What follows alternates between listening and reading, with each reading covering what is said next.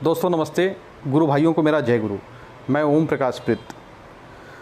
बहुत मुश्किल भरे हालात से हम सभी गुजर रहे हैं। सचमुच हमें आज जितनी मजबूत और सशक्त मन स्थिति की ज़रूरत है उतना शायद हम नहीं अर्जित कर पा रहे हैं। लेकिन हकीकत यह भी है कि हम अपनी मुश्किलों को सोच सोच कर और भी बड़ा कर दे रहे हैं। दोस्तों, मैं करीब 17-18 वर्ष पूर्व श्री श्री ठाकुर अनुकूल चंद्र जी को गुरु मानकर अपने माता पिता की भक्ति भाव और उनके आदेश पर इनकी दीक्षा ली थी। तब से लेकर आज तक जब भी कहीं भी कमज़ोर पड़ा हूँ, जब भी कहीं भी टूटता महसूस किया हूँ, इनके वचनों ने, इनकी बातों ने गजब का जादू भरा है, हिम्मत दिया है। वह आध्यात्मिक जादू जिसके सहारे, जिसके बल पर ज़िंदगी बैलेंस है। मैं नहीं जानता कि इस एपिसोड को शूट करते हुए इसे कितने लोग सुनेंगे या लोगों के यह कितने काम आएगा। इस एपिसोड को शूट करने का मेरा यह भी मतलब नहीं कि आप श्री श्री ठाकुर को फॉलो करने लगें। यह तो मेरे गुरु द्वारा मार्गदर्शित किए गए यजन याजन की एक क्रिया है।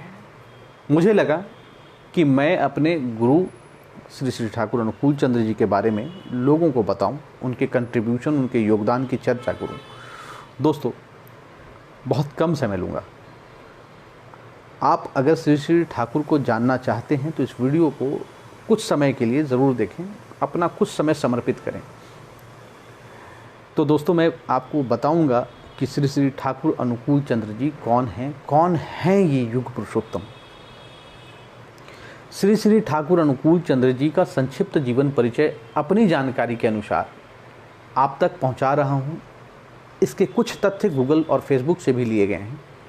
इस संक्षिप्त परिचय को बड़े ध्यानपूर्वक कहानी की तरह सुनेंगे तो आपको बड़ा मज़ा आएगा, बहुत आनंद आएगा आपको। वर्तमान युग पुरुष श्री श्री ठाकुर अनुकूल चंद्र जी का जन्म ब्रिटिश भारत के बंगाल के पावना जिला के हिमायतपुर गांव में सन 1888 14 सितंबर दिन शुक्रवार प्रातः 7:05 पर एक सदाचारी ब्राह्मण कुल में हुआ। माता का नाम मनमोहनी देवी और पिता का नाम श्री श्री चंद्र चक्रवर्ती था। श्री श्री ठाकुर 12 महीने तक माता मनमोहनी देवी के गर्भ में रहने के बाद जन्म लिए थे। जन्म के समय बिल्कुल मुस्कुरा रहे थे, किसी सन्यासी की भांति सर मुंडा हुआ था, जो कि आज के वैज्ञानिक युग के लिए यह एक चमत्कार से कम नहीं था। श्री शिवचंद्र चक्रवर्ती के घर जब यह जन्म लिए तो सुबह दिव्य ज्योति निकल रही थी, जिसे अड़ोस पड़ोस के लोग जो काम कर रहे थे खेतों में, उन्हें लगा कि बाबा के घर में आग लग गई है। वह दिव्य ज्योति को देखकर आग समझकर सीधे दौड़े चले गए, बाल्टी में पानी भरा और बाबा जी के घर में प्रवेश किया तो देखा कि दिव्य ज्योति में लिपटा एक बालक मुस्कुरा रहा है। सभी ने आश्चर्य किया, देखा कि दिव्य ज्योति धीरे धीरे सिमट रही है। इस घटना को प्रसव गृह में उपस्थित सभी स्त्रियों ने भी देखा था, जो हमें सिर्फ भगवान श्री राम और श्री कृष्ण के जन्म के समय की घटना में ही सुनने को मिलता है। जन्म के बाद प्रभु ने असंख्य लीलाएं की। आज श्री श्री ठाकुर के विश्व में बहुतों जगहों पर शिष्य और भक्त मिल जाएंगे। आजकल प्रतिदिन हजारों लोग श्री श्री ठाकुर अनुकूल चंद्र जी का शिष्यत्व ग्रहण कर रहे हैं, दीक्षा भी ले रहे हैं। जब देश में श्री श्री ठाकुर अवतरित हुए,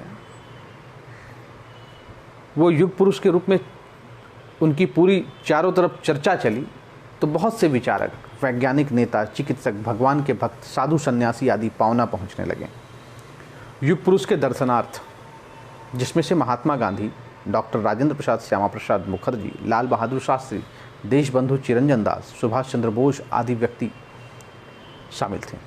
ये समय समय पर श्री श्री ठाकुर के विचारों से रूबरू हुए और लाभ भी उठाया। इनमें से लाल बहादुर शास्त्री, देशबंधु चिरंजन दास और सुभाष चंद्र बोस के माता पिता ने श्री श्री ठाकुर का शिष्यत्व भी ग्रहण किया था। उन्होंने कभी भी स्वयं को अवतार या भगवान नहीं कहा। ठाकुर कहलवाना भी पसंद नहीं था उन्हें इन शब्दों से पीड़ा होती थी। लेकिन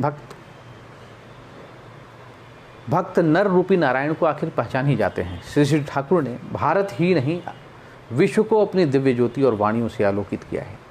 वे लोग परम सौभाग्यशाली हैं जिन्हें श्री श्री ठाकुर का सानिध्य मिला। परम पुरुष ने विश्व को वर्तमान युग में जीवन जीने का कला सिखाया, तरीका सिखाया, धर्म की एक नई परिभाषा दी। वे कहते हैं कि धर्म में सभी बचते बढ़ते संप्रदाय को धर्म न कहते, अर्थात धर्म एक है जिसमें सभी बचते हैं और सभी पोषित होते हैं। श्री श्री ठाकुर ने व्यक्ति, दंपत्ति, परिवार, समाज और राष्ट्र सभी के लिए कार्य किया। उन्होंने अपने शिष्यों को इस इष्ट कार्य में लगे रहने को कहा, इस पर चलने को कहा। इनके असंख्य शिष्य तन मन धन से आज इस इष्ट कार्य में लगे हुए हैं। उन्होंने पहला सत्संग आश्रम हिमायतपुर के पावना में स्थापित किया।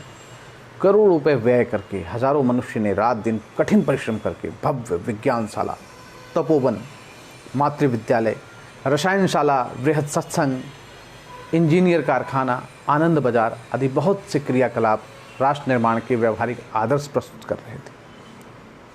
परंतु त्रिकालदर्शी प्रभु को देश की अमंगल का चित्र आपके पारदर्शी मस्तिष्क में अंकित हो गया था। यह घटना सन 1946 की है, जब आप अचानक व्याकुल से हो गए और अपने एक शिष्य से देवघर बिहार आने का विचार प्रकट किया। उस समय बिहार में था और बिना किसी से कहे सुने हठात अपने ट्रेन की एक स्पेशल बोगी बुक कर कुछ सत्संगियों को साथ लेकर करोड़ों की संपत्ति छोड़कर विशेष लोगों के हवाले करके आप देवघर चले आए, जो आज झारखंड में है।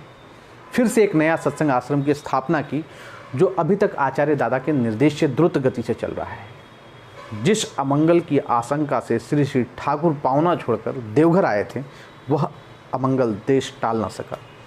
1 साल बाद पूरे बंगाल और देश में दंगा मारकाट शुरू हुआ, विभाजन का दौर शुरू हुआ, जिसे सारे देश ने देखा है। इसे आप क्या कहेंगे? बहुत से लोगों ने श्री श्री ठाकुर से पूछा कि दयाल, आप आखिर पावना क्यों छोड़कर जा रहे हैं? इस महामानव ने सब जानते हुए भी अपनी जुबान तक नहीं खोली, सिर्फ यही कहते रहे कि जिसे मेरे साथ चलना है चलो, नहीं तो यहीं रहो। अपने जन्मस्थली छोड़ के एक निर्दयी की भांति ठाकुर चल दिए अपने कार्य क्षेत्र की ओर। ये था संक्षिप्त परिचय ठाकुर जी का। मैं उनकी कहानी और प्रेरक प्रसंग लेकर फिर आऊँगा। तब तक के लिए नमस्ते, प्रणाम, जय गुरु।